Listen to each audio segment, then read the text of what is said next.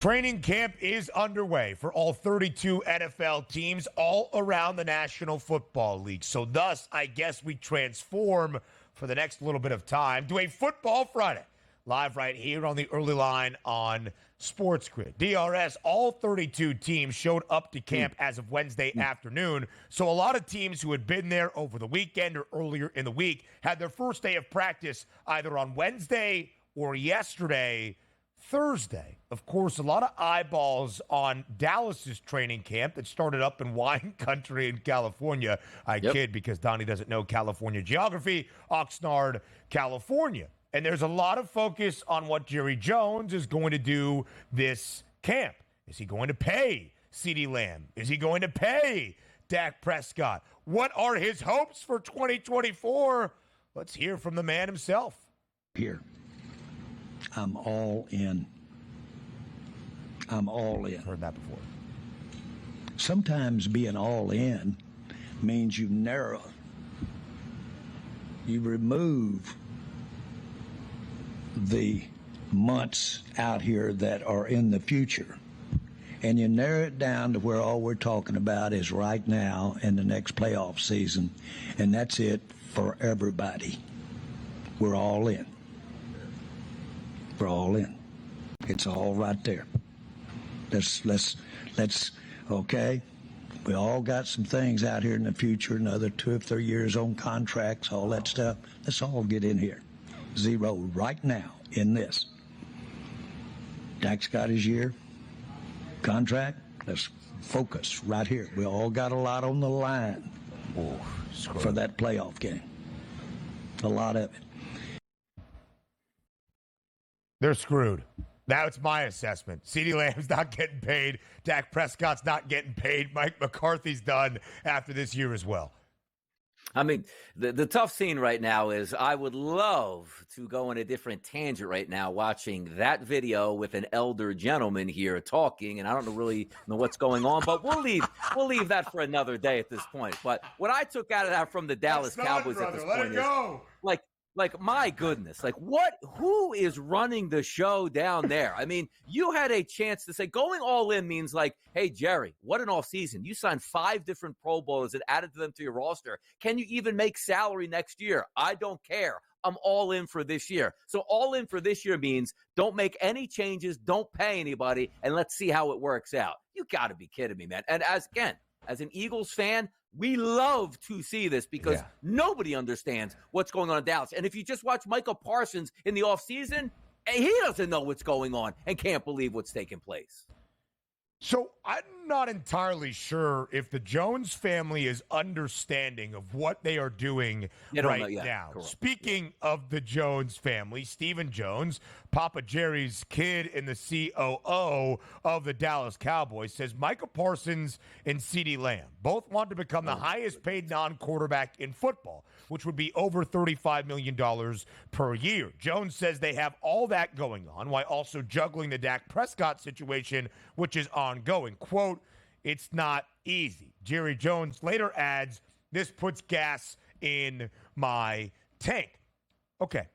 Micah Parsons cannot be paid until the end of this year, his third in the National Football League. CeeDee Lamb is up for an extension. He is playing under the final year of his 5-year rookie deal in 2024. Dak Prescott under the final year of his contract as well. If they do not receive an extension before the NFL season begins in 2024, both Dak Prescott and CeeDee Lamb, your 2 best offensive pieces by a country mile, Jerry, are going to be a free agent. You are going to have to start from ground zero. You are going to set your franchise back by multiple years. A franchise that in the past 28 seasons since you last won a Lombardi Trophy in 1995 has failed to even reach the NFC Championship game. So you can say that you are all in on what?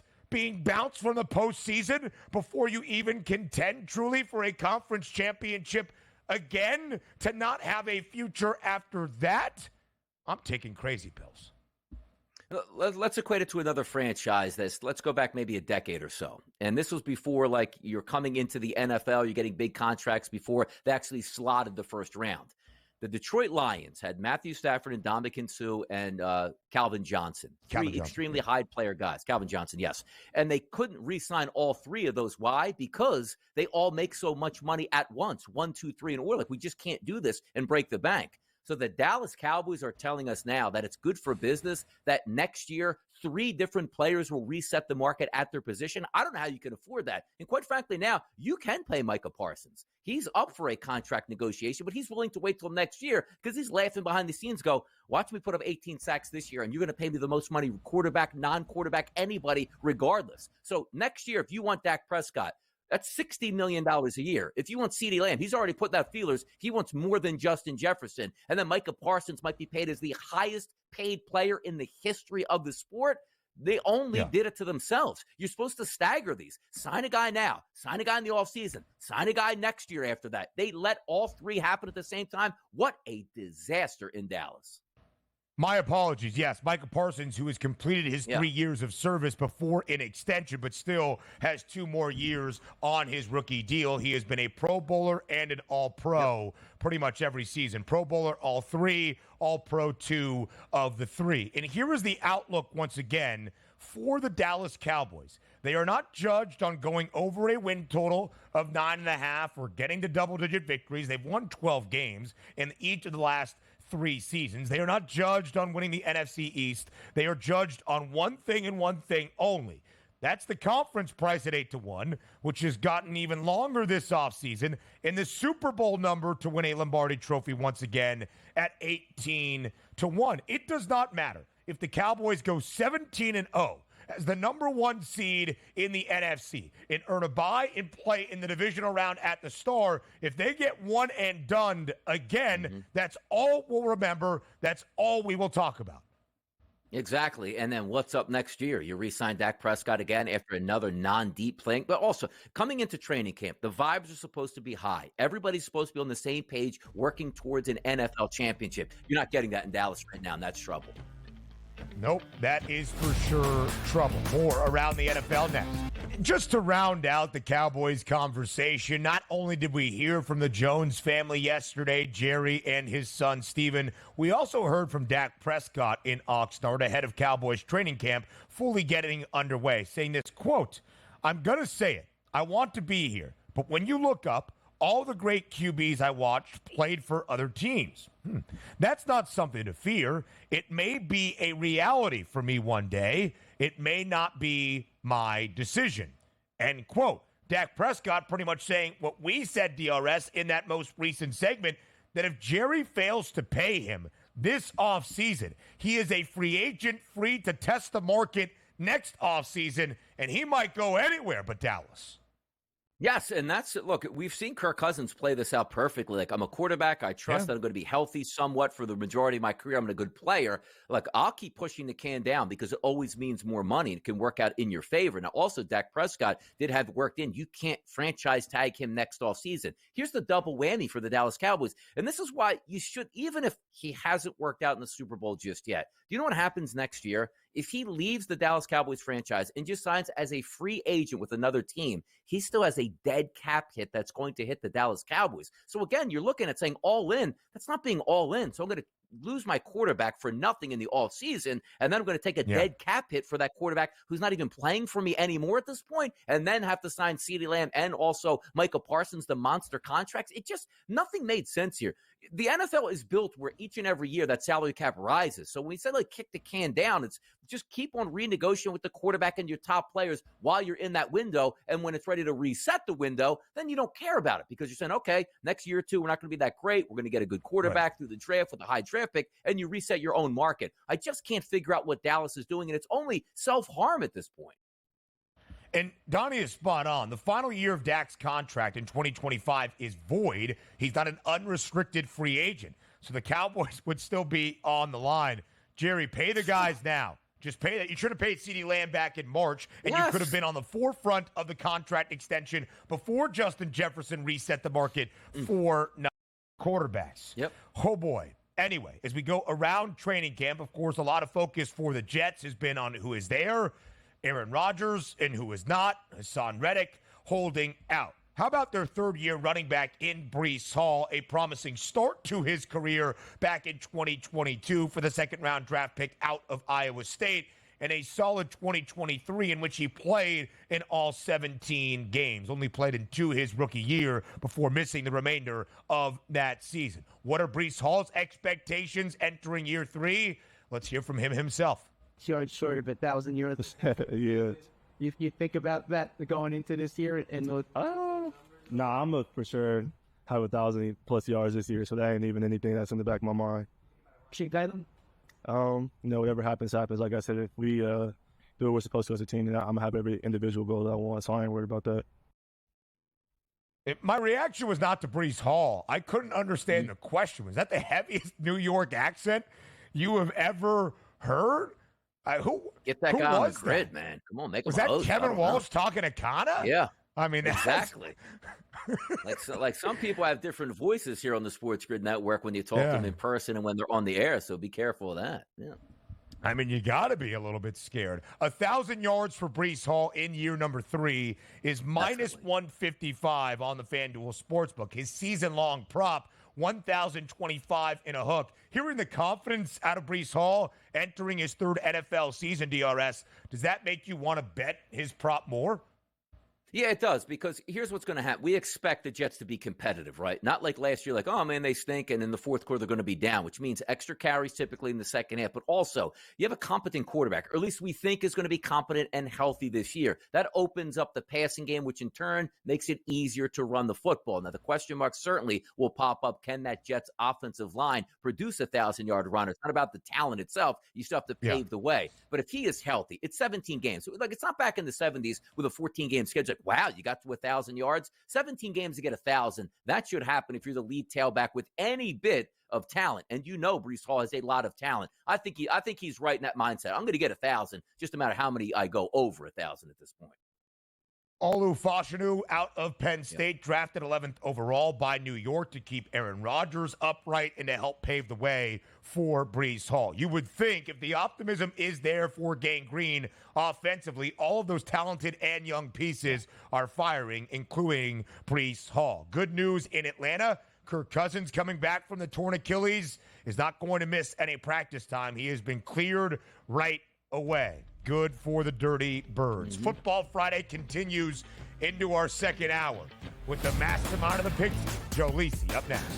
Welcome to hour number 2, live right here on this Friday on the early line on SportsGrid and all across that Spiz Grizz network. This second hour begins on a Friday as a Football Friday. It's Ben, it's Donnie, and it's the mastermind of the Pigskin, the man in the middle, Joe Lisi, here with us for the next half hour to look at training camp getting started in the National Football League in the third and final day in Indianapolis of Big Ten Media Days yesterday afternoon. Lisi guy, as always, we appreciate the time. Thank you for carving out some time on this Friday morning with us. Oh, always a pleasure. I feel like I'm sitting on the set of College Football Today with Donnie and yourself. So let's break down some Big Ten Media Days. Nothing better. I mean, listen, there was some sort of programming going around yesterday that might have hinted at DRS's involvement in CFT this year. Lisa guy, let's dive right in to a topic I know you hold near and dear. Yesterday, you and I, on Football Full Circle on the radio, starting at 12 p.m. Eastern time, we get the lovely pleasure of having the money line be our lead in program. We were breaking down some reports out of Latrobe, Pennsylvania, opening practice day for the Steelers at training camp, that Russell Wilson was missing the opening practice for Pittsburgh and held out due to a calf issue. He apparently woke up on a Thursday morning and was struggling with that calf. He's considered day-to-day, and it allowed Justin Fields to take the first team reps. Is there anything of overall concern, Lisa guy, in your estimation that Russ wasn't out there in practice number 1? Well, I said it, and Donnie might disagree, but this is the perfect setting for the Pittsburgh Steelers. Mike Tomlin will finally see the real Russell Wilson. And if you're Pittsburgh right now, your best shot at a 10-win season is to have Justin Fields under center week number 1. Here's what I love about this, Joe, to be honest, because it's not about who's going to start week one. What did we all say in the offseason and what the football coaches typically preach over time? I love competition. Was it so wrong to say, yes, I have Justin Fields and Russell Wilson. The best man's going to win that job in camp, and we could have all bought in. But the fact that Russell Wilson was anointed the starter, it's almost like the gambling gods are saying, no. This is going to be an even race, because last time I heard, oh, don't worry about it. Just a little bit of a calf, just a little bit of a hamstring injury. That usually means multiple days. And if Justin Fields shines, the players, Joe, will see that as well. Talk to me about, let's just say if Russell Wilson's out a week and Fields looks good. Does that mean Mike Tomlin goes, oh, no. You don't lose your starting job to injury, even though we're not even in the regular season? How does this play out throughout the summer if Fields actually looks good now? Well, I think it's a lingering issue, Donnie, and we saw it play out with Joe Burrow in Cincinnati last year, right? Joe Burrow fought through the calf injury, wasn't himself in terms of the first couple of games of the regular season. And again, that could be a lingering issue, especially when you had an anemic offense in the Pittsburgh Steelers, an erratic passing attack.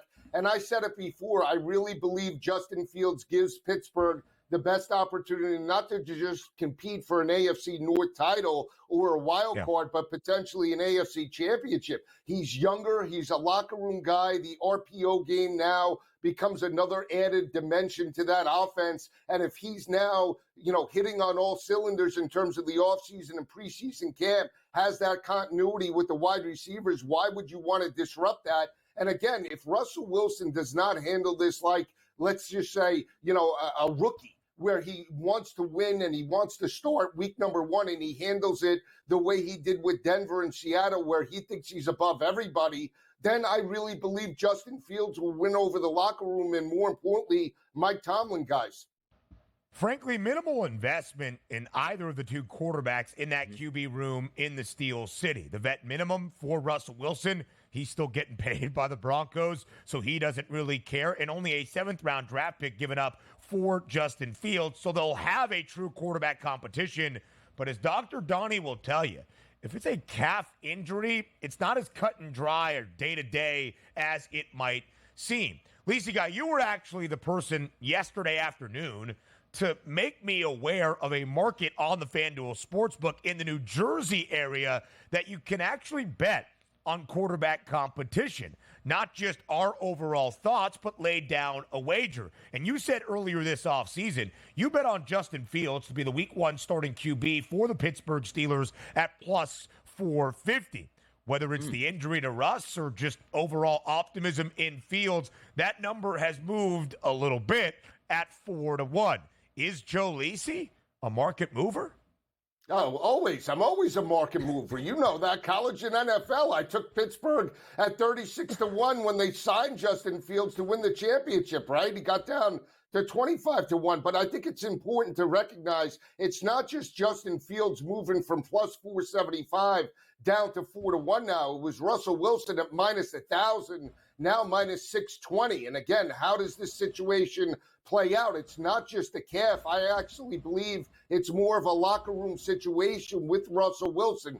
His teammates hated him in Seattle. They wound up hating him in Denver. I think they're going to hate him in Pittsburgh when this situation plays out. And that's where Mike Tomlin will have the final say. And I think he does name Justin Fields the week one starter.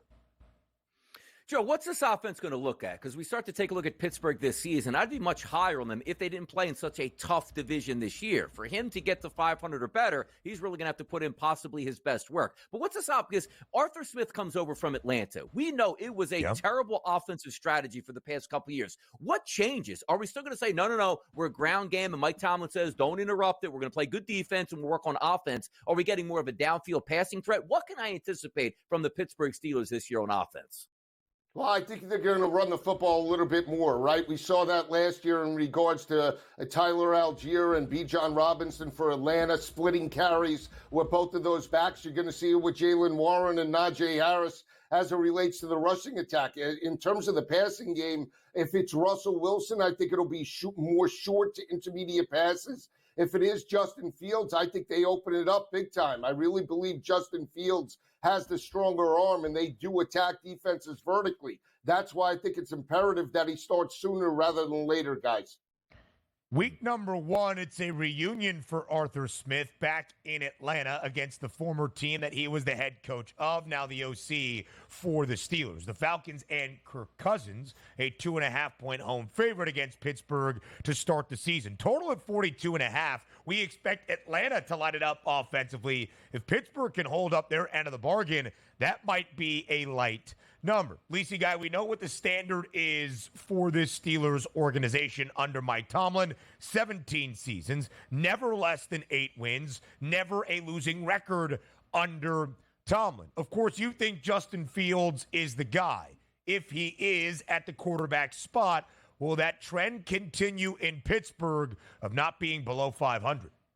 Yeah, I think it does. I think a 9 or a 10-win season is not out of the realm of possibility. If it's Russell Wilson, I think they go down in flames. 6 or 7 wins at best, I think, for that team. Again, I don't think Russ is a winner anymore. You saw it in Denver last year. So if you're betting the 8.5, you better hope that Justin Fields is under center. Yeah, and also, if we're trying to line up the Pittsburgh Steelers, like, do we have major changes coming to this franchise, Joe? Because they made a couple changes. The defense still should be good. The offense, I think, is going to be average. But what is the future, though? Like, is Justin Fields, could he be the future guy? Could Russell Wilson be the future guy? Or at the end of the season, we're looking for a completely new quarterback in Pittsburgh. I think if Justin Fields plays the regular season, Donnie, at least 14 games, he has the ability to be the quarterback for the next 5 or 6 seasons. If he doesn't start at all, then I think they're looking for a new quarterback in the draft this coming season, and it might be a major rebuild. This defense a couple of years ago was not Pittsburgh-esque, and they got back to basics last year, so we'll see how it plays out, guys. The Pittsburgh Steelers have been a consistently successful team, but not one that has won at the highest level. I do not believe Pittsburgh has been to the AFC Championship game since the 2016 campaign. Plenty more with the mastermind.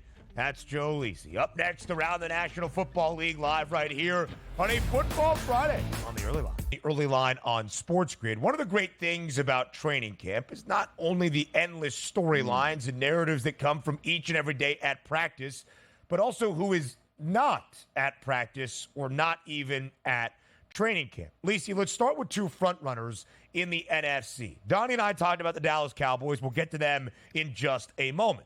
But the San Francisco 49ers, at a 3-1 price, are the favorites short relative to the field to win an NFC title once again. They have played in the NFC Championship game 4 of the previous 5 seasons. They have played in a Super Bowl in 2 of the last 5 years as well. And yet it's been an interesting offseason for the 49ers that hasn't been chock full of optimism. They paid Christian McCaffrey, sure, but Trent Williams, their all-pro left tackle, now holding out of camp. Brendan Ayuk, unhappy with his contract situation, did report to training camp, but still hopes for that big money extension. Joe, what is your assessment of where San Fran lines up entering 2024? Yeah, well, we talked about it on the radio, right? On paper, they're deserving to be the top team and the front runner to win an NFC championship, and they have all the pieces to make another run. But when you see Trent Williams start to hold out, I feel like Trent Williams has done this throughout his career, especially in his days in Washington a couple of seasons ago. You still want to have your best offensive lineman in regards to the preseason camp. You want to have that continuity in the locker room as well. And if Brandon Ayuk does not get on the practice field soon, what does that mean in terms of Brock Purdy's development? It's not like we're talking about a Super Bowl winning quarterback, a quarterback that's a veteran that could do it time and time again. He stepped up throughout his career up until this point, but he's still a young quarterback, and you want to have his best weapons on the field. It comes down to a locker room perspective. We saw this situation play out, guys, with Stephon Diggs in Buffalo. He was in camp early. He had some issues with Josh Allen, was not really completely bought in. And even though the Buffalo Bills made the playoffs, they bowed out early. So you never want to see that, especially with an NFC contender. Yeah, and you take a look at San Francisco, too. They're in that window right now, all in, because next year, if you're going to say, all right, let me get next, you know what's going to take place? Brock Purdy, if he has a good year, let's just say another Pro Bowl year, that's $55+ million. That goes up from like $1 million against the salary cap this year. So the players understand, I better get mine because that quarterback next year is going to cost a lot of money. Now, let me move over quickly here to CeeDee Lamb and the Dallas Cowboys. Word's coming out now, he wants similar to what Justin Jefferson has gotten. And some people might say, like, well, I don't know if I'd pay him that much, but what's the alternative for the Dallas Cowboys? Let's just say CeeDee Lamb and his agent really dig their claws in and go, I'm not coming until I get paid, which means weeks 5, 6, 7 into the season. Is Dallas willing to throw away their entire season? Because they will if CeeDee Lamb doesn't show up. How does this end? Does he get paid a ton of money? Because I can't picture Dallas going into the season without CeeDee Lamb. Just throw it all away then, Joe.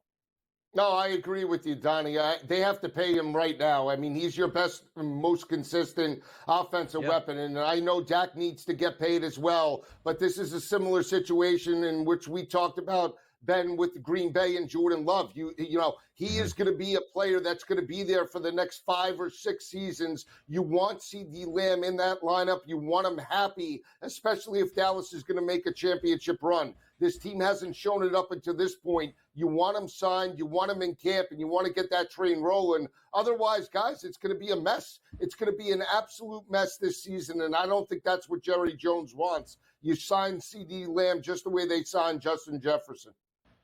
More than 100 receptions in each of the past 2 years, more than 1,300 receiving yards each of the past 2 seasons. Last year led the NFL with 135 grabs, 1,749 receiving yards, second most in the National Football League, only 50 yards behind Miami's Tyreek Hill. Donnie, you and I discussed earlier, we have no idea what Dallas is doing, leveraging the future of their franchise in this offseason. Makes zero sense to us. And I think it is interesting then to look at the NFC Championship odds once again. When these odds came out earlier in the offseason, San Francisco was half the field and then some in front of both the Lions and the Cowboys. A 6-1 number on Detroit, a 6-1 number on Dallas. You will see the boys have moved back by $2 at 8-1, tied for the 4th best price alongside Green Bay.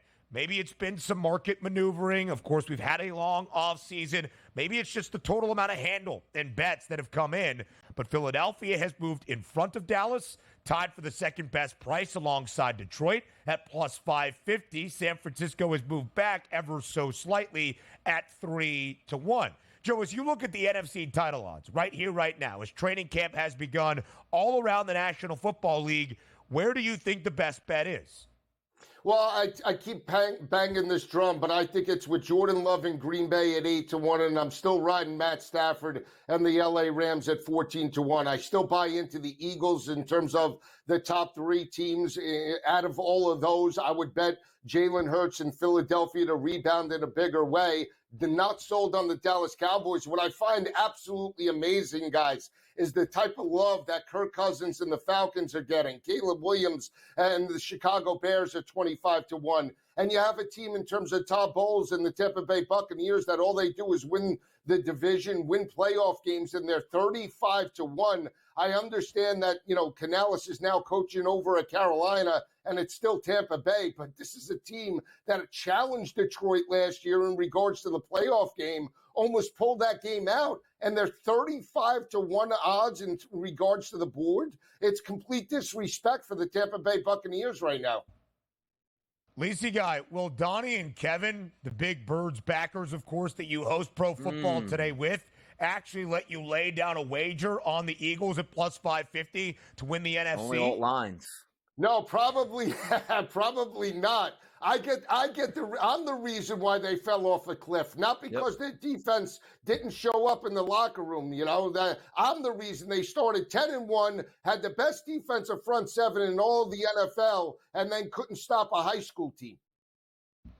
That sounds pretty spot on. I know Donnie agrees with that assessment. I'm sure if Kev was here, he would say the same. It's part of the fun we have during football season on College Football Today with Donnie Rightside or Pro Football Today with Donnie Rightside. You never know what that man's schedule is going to look like.